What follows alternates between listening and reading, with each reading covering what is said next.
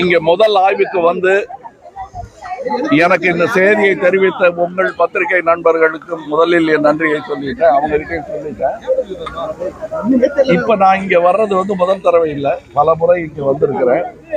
ஒவ்வொரு முறையும் இது மேம்படும், இந்த மாசு மேம்படும், இது சுத்தமாகும் இந்த இடம் நம்பிட்டு தான் நான் போறேன். நான் வந்து இது ஏதாவது பேசி கவர்மெண்ட் கிட்ட பத்திரிகையாளர் மூலம் பேசி இதற்கான நல்ல பலன் உங்களுக்கு கிடைக்கும் அப்படிங்கிற ஒரு உறுதியை கொடுத்துட்டு போன 5-7 வருஷம் இருக்குமா, 7 வருஷம் கழிச்சு இன்னும் மோசமா தான் இருக்கே தவிர இதற்கு நாங்க என்னங்க பண்ண முடியும்? இயற்கை அப்படின்னு சொல்லி தப்பிக்க முடியாது. ஏன்னா அப்ப எப்படி இருந்ததோ அதை விட அதிகமா இருக்கு. இந்த இதுக்கு காரணம் எண்ணெய் வந்து பிளாஸ்டிக் விரிச்ச மாதிரி தனியா நதிக்கு மேல கம்பளம் விரிச்ச மாதிரி அது இருக்கு. இதை 17ஆம் தேதிக்குள்ள எடுக்கணும்னு கனம் கோர்ட்டு சொல்லியிருக்கு, மதிப்பிற்குரிய கோர்ட்டு சொல்லியிருக்காங்க. இன்னைக்கு 17, அது நடக்கிற பாடு இல்லை. இன்னும் 17 நாள்ல கூட அது சுத்தமாகாது. தவிர இங்க வேலை செய்யக்கூடிய ஆட்கள் யாரும் டெக்னீஷியன்ஸ் கிடையாது, எக்ஸ்பர்ட் கிடையாது. இந்த எண்ணெய் கழிவை அகற்ற வேண்டும் என்ற மெஷினரி, அதற்கான ஆயுதங்கள் எதுவும் இல்லாம வெறும் பாத்ரூம் பக்கெட்டை கொடுத்து மீனவர்கள் கையில கொடுத்து நீங்க அள்ளிருங்க அப்படிங்கிறது வந்து மனிதாபிமானமற்ற செயல் என்பதுதான், அதுவும் யோசனை இல்லாத செயல் அப்படின்னு தான் எனக்கு தோணுது. இந்த எண்ணெய் கழிவுக்கு நான் இல்லை நீ இல்லை காரணம், அவங்க தான் இவங்க தான் ஒருத்தர் ஆள் காட்டிக்கிட்டு இருக்காங்க. இந்த எண்ணெய் கழிவு வந்து கடவுள் கொடுத்த வரம் இல்லை, இவர்களுடைய கழிவு. அந்த கழிவை துப்புரவு செய்வதற்கு இவர்கள் அல்ல துப்புரவு தொழிலாளிகள், அதற்கு டெக்னீஷியன்ஸ் இருக்காங்க. அவங்களெல்லாம் வரவழைச்சு அந்த செலவை அவர்கள் ஏற்றுக்கணும். இவங்களுக்கு பொங்கல் போனஸும் தீபாவளி போனஸும் புது வருட போனஸும் கொடுத்து இதுல இருந்து தப்பிக்க முடியாது. இந்த மாதிரி உயிர்கொல்லி வேலைகள் செய்பவர்களுக்கு பெரும் தண்டனையை அரசு நிர்ணயிக்க வேண்டும். அந்த பயம் இருந்தால் எப்படி டிராபிக் ரூலுக்கு பயப்படுறாங்களோ அந்த மாதிரி இவங்களும் பயப்படுவாங்க. எப்படி ஒரு ஆளை அடிச்சு கொண்டு 10 பேரை காரை விட்டு அடிச்சு கொண்டுட்டா அவங்களுடைய லைசன்ஸ் பர்மனன்ட்லி கேன்சல் பண்ணி உள்ள தூக்கி போட்டுருவாங்களோ அந்த மாதிரியான பயம் இவங்களுக்கு இருந்தா இந்த கழிவு ஏற்படாது.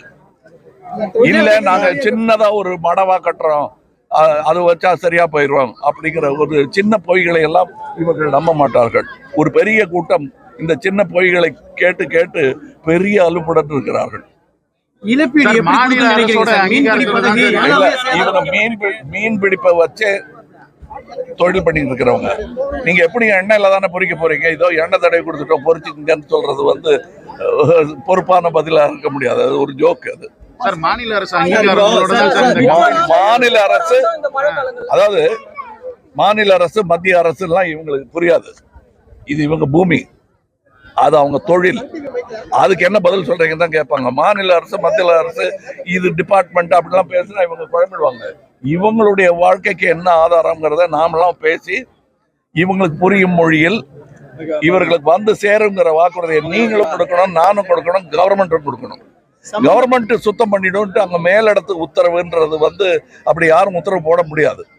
தமிழ்நாடு செய்யும், ஆனால் அதற்கு முன்பாக இந்த தப்பு செஞ்சவங்க அதுக்கு பிராயச்சித்தம்ங்கிறது கூட வார்த்தை இல்லை, அதற்கான டேமேஜுக்கான பணத்தை அவங்க கொடுக்கணும். அது மட்டுமல்ல, இந்த சுத்திகரிப்பு வேலையில் பெரும் பங்கு அவர்களுடையதாக இருக்க வேண்டும். ஏற்கனவே வரி பணத்தில் அவங்க சொரட்டக்கூடாது. கடும் நடவடிக்கை எடுத்தாலே ஒழிய இது வருடா வருடம் நடக்கும் ஒரு கரும் பண்டிகையாக நிகழ்ந்து கொண்டிருக்கிறது.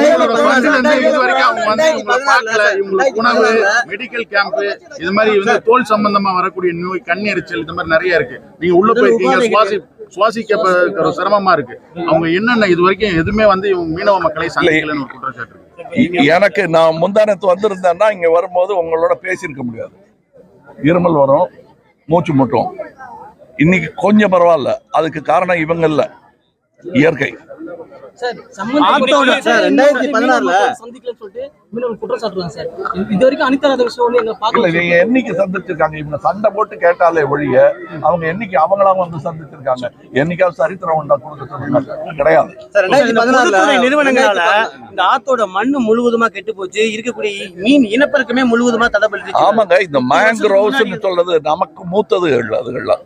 இந்த நதி நம்ம குரங்கா இருந்த போது இருந்த நதிகள் இதெல்லாம். அதுல கை வைக்க உரிமை யாருக்கும் கிடையாது. இவங்களுக்கு கிடையாது, அவங்களுக்கு கிடையாது. இதை நம்பி வாழலாமே தவிர இதை வச்சு விளையாண்டு இதுல எண்ணெய் கலந்து சின்ன குழந்தைங்க சொப்பு வச்சு விளையாடுற மாதிரியான விஷயங்கள் இல்லை. ஆறும் நதியும் ரியல் எஸ்டேட்காரங்களுக்கும் சேர்த்து சொல்றேன். சார் 2016 வந்து வாலி வச்சு வளர்ந்தாங்க சார். இப்போ வந்து மக்கு வச்சு வளர்றாங்க. எப்படி பாக்குறீங்க சார்? இங்க கேவலமா இருக்குங்க. உங்களுக்கு சந்திரனுக்கு ராக்கெட் விட முடியுது, சந்திராயன் விட முடியுது, மார்ஸ் எக்ஸ்பெடிஷன்லாம் பண்ண முடியுது. இன்னமும் என்னுடைய தோழர்களை மலமளத்தானே வச்சுக்கிட்டு இருக்கீங்க நீங்க. அதுக்கு மெஷின் கண்டுபிடிக்க முடியலையா? இந்த மைக்கெல்லாம் கண்டுபிடிச்சிட்டீங்க. எஸ்ஜி கிட்டப்பாலாம் மைக் இல்லாம பாடிக்கிட்டு இருந்தாரு, இப்ப மைக் வந்துருச்சு. ஆனா இதுக்கு உங்களுக்கு ஒரு இது கண்டுபிடிக்க முடியலையா? இல்ல உலகத்திலேயே இல்ல அதனால இல்லைன்னு போய் சொல்ல போறீங்களா மறுபடியும்?